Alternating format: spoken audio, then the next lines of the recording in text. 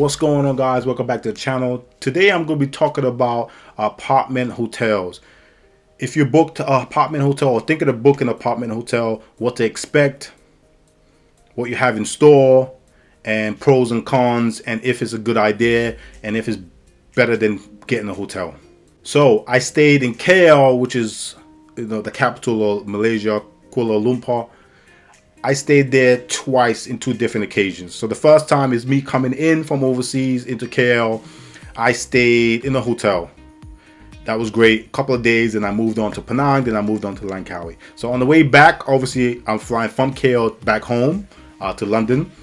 I stayed in KL again for a couple of days. I like to stay in the city for at least a day or 2 days before I leave, especially going international, because I don't want to miss my flight. I don't want any issues, maybe cancellation in flights. So I always make sure I prepare in that way. If you're new to the channel, don't forget to hit that subscribe button. And while you're there, smash that like button. I stayed 2 days in KL before I went home.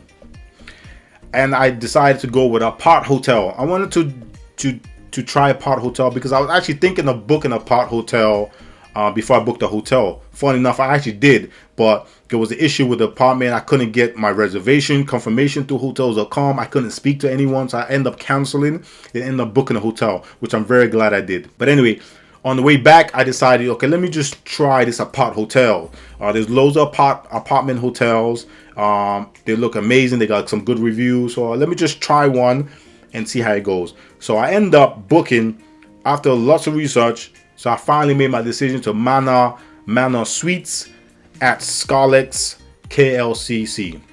So this building, Scarletz KLCC, is going to come up quite a bit and is quite known because, especially if you go to hotels.com and you literally search apart hotels, this building is going to come up quite a bit because one, it's highly rated, and two, there's different companies have rent apartments in this building. So for instance, on just the hotels.com site, because I normally use hotels.com, you will have 3-4 different company names, and it's all in the same address in the same location, because different of these companies own different apartments, or they're renting different apartments from owners, and they say it's up, so they rent it or put it on the hotels.com as hotels. I stayed in this building after doing lots of research. It was rated like about 9.2, so really high. Rest of them was rated about 7,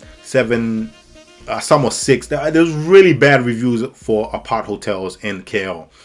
The reason I definitely know why, which I will go into a little bit of depth into this video. And if you want me to go really in depth more, you can reach out to me, just comment, and I'll go into depth a little bit more if I don't cover all of it in this video. So after like literally going through, it's a headache just trying to find which one. Most importantly, you want to find one that was a good rating, obviously, right? You guys know this. So find a good one rating. But once you look at the rating and you look at a lot of the reviews, you're gonna come to realize a lot of the reviews are very similar and they say a lot of the same things. And I'm here to tell you my experience, me actually staying in this property, staying in a apart hotel. All of the reviews are true. There might be a couple of that are exaggerated, like, oh, the bed was too soft, or like this, that, a little bit exaggerated. But I would say about 90-95% of all the reviews are absolutely factual, because I experienced the same thing. Location in the Kalan Kwan Seng, I'm butchering that, I apologize, but that location is great. Like anywhere in KLCC, you'll be good. Get your apartment hotel anywhere in that location, you'll be absolutely fine. It's easy to get around. Bear in mind, cost of taxis and times for taxis can differ when there's loads of traffic. When there's loads of traffic, which can happen anytime, then everything slows down. But anywhere in this location, you'll be fine, right? If you're not sure as far as names, look for the Patron Towers, the Twin Towers, and base yourself anywhere. I'll say base yourself 10 to 20 minutes walk anywhere around from the towers, like 10 to 15 minutes walk to the towers, and you're in your prime location. Safety wise, it's safe. You have apartments. You're gonna have a unit to yourself, or apartment to yourself. You can have your own key, entry, safety key, blah blah blah. Entry to the to the front door, to the elevator, and to your actual apartment. So safety is fine. There's also always security guards 24 at the front door. So safety wise, you're fine. There's going to be a receptionist, and it depends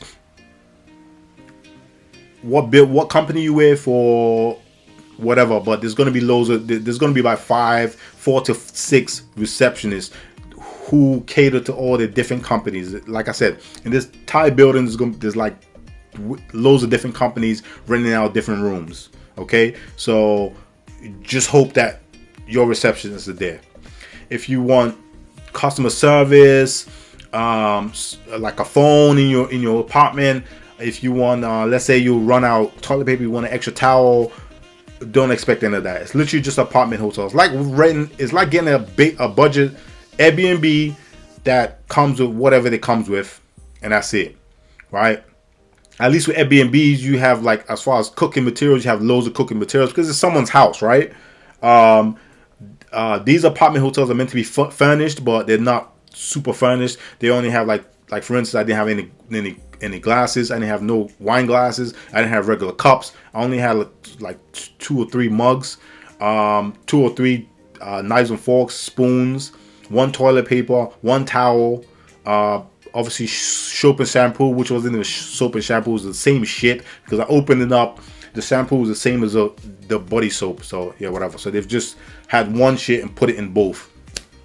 Bedding, of course, bedding has stains in it. It's the towels are worn. It's literally recycled stuff. So think about someone probably has one person is in charge of cleaning multiple floors, and they just, whenever the person checks out, they just go in there, clean it. They probably wash it there. They probably wash the stuff there and rebed it. So they're not changing it. The bed is not it's not changing to. They're not bringing in brand new stuff. They're not changing in brand new towels. They're literally recycle the same shit over and over and over. So a lot of the towels are worn. I mean, it looks old as hell. The bedding, the stains, like blood stains, little stains here and there.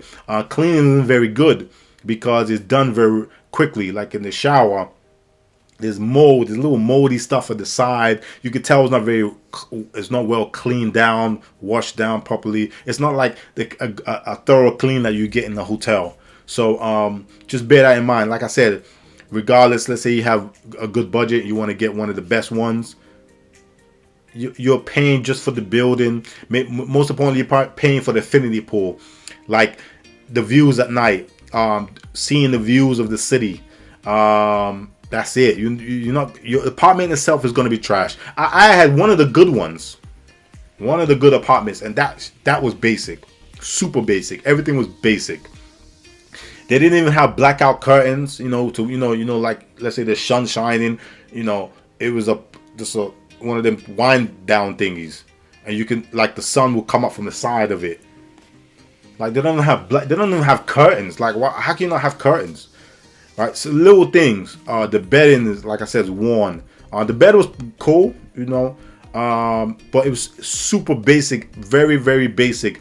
And this is one of the higher, more expensive apartment hotels, highly rated ones as well. So it wasn't cheap. I didn't go for like a budget, like a low cost one. I went for a high end one, but still, infinity pool was cool, but guess what? Super packed.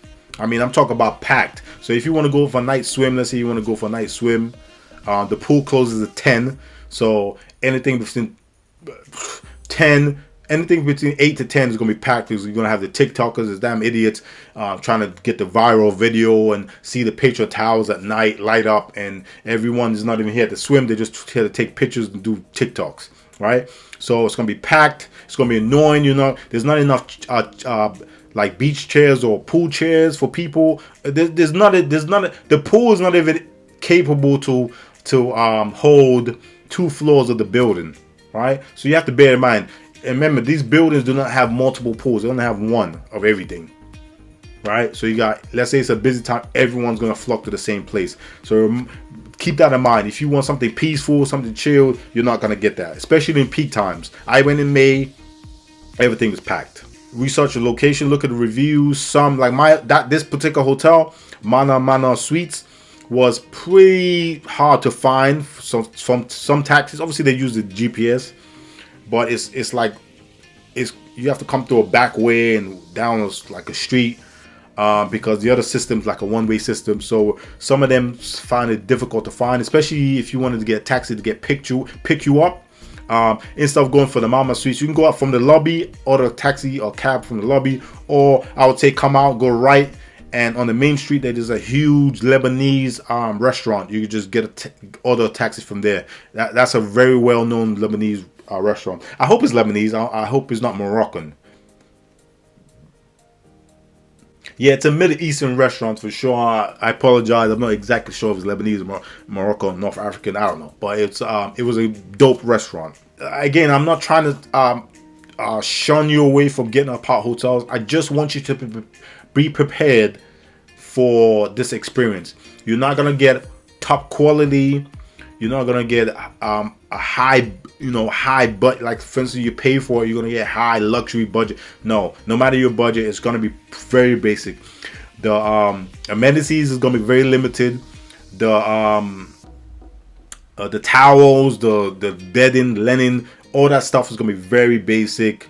Furniture is gonna be very basic. Like cooking utensils is gonna be very limited to basic. But you have a washing machine, a wash and dry machine, which is a great addition if you're there for a long period of time. But if you're there like me, I was there for 2 days, which is absolutely useless. But anyway, like I said, apart hotel, good location. You can find some good locations, budget friendly. You got majority of all of them has great infinity pools. So if you want to go swim in the mornings, afternoons, you can go for a nice swim. If you go peak hours, it's going to be too busy to do anything. And a lot of the apartments have shops right on the ground floor, so you have 24-hour shops. My building had a 24-hour shop, which is very handy. Very expensive compared to other shops. So if you don't want to spend too much money, just go out and walk for a bit, and you will find a normal price shop. Bear in mind, shops connected to your building is going to be a lot more expensive. Okay, so especially for your wines, waters, and stuff like that. But it's great to have those things, because especially if you have amenities that are very basic in the apartment, you want to get toilet paper, you want to probably get some, I don't know, some different additions, water, different things, so you can just go downstairs and do it.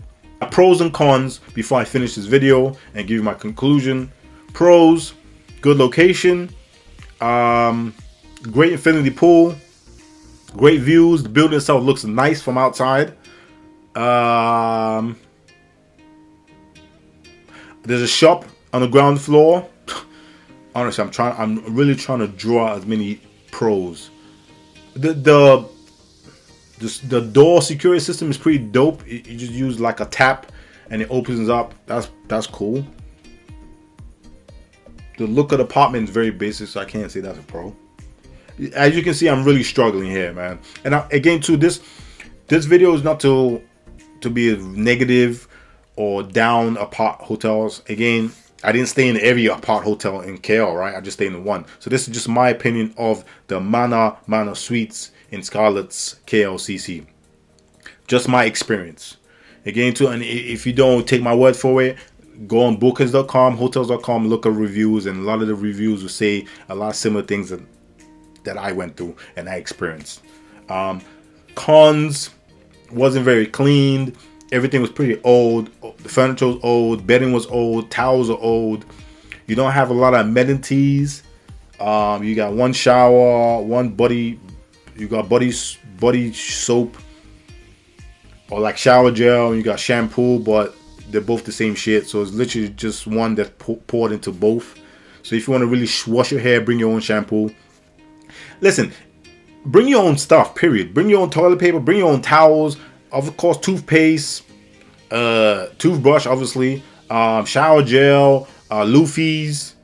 I said towels. Listen, no disrespect. Probably bring your own bedding too. So don't expect extra pillows, extra bedding, extra towels, extra toilet paper. There's no extras at all. Right? So those are the cons. Cons also is it gets so damn busy. Guys, I'm trying not to be negative here, but this is just a fact. I went in May. I'm talking about getting into the building. Check-in was pretty cool. If you get in the wrong time, you're gonna spend maybe an hour just checking in, because you're gonna have to wait on people because there's one poor receptionist has to check in everyone. If everyone books the same company, then you gotta wait. That's one. Two, once you checked in, you go to the elevator. There's 4 elevators, 1, 2, 3, 4, right, for the entire building of I don't know how many apartments. These elevators are slow as hell, and 2, they get very packed.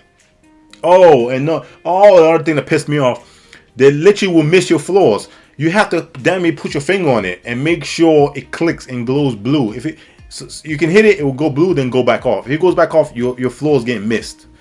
It happened to me several times. I had to damn was talking to myself in the elevator. People thought I was crazy, but I had to hold my finger on it and make sure it hit my floor. Because think about it. Let's say you're on the 20th floor.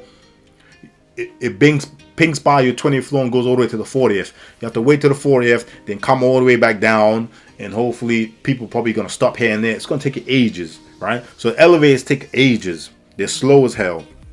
Infinity pool gets super packed during peak hours.